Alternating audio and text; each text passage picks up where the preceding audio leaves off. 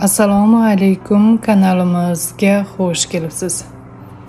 Taniqli aktyor va instablogger Asqar Hikmatov oilasida og'ir judolik.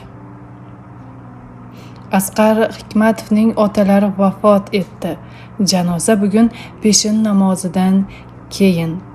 Yaqinlariga hamdardlik bildiramiz, deb yozib qoldirdi Qora xabar Telegram kanali. Asqar Hikmatovning otasi nima sababdan vafot etganligi va necha yoshda ekanligi haqida hech qanday ma'lumotlar yo'q.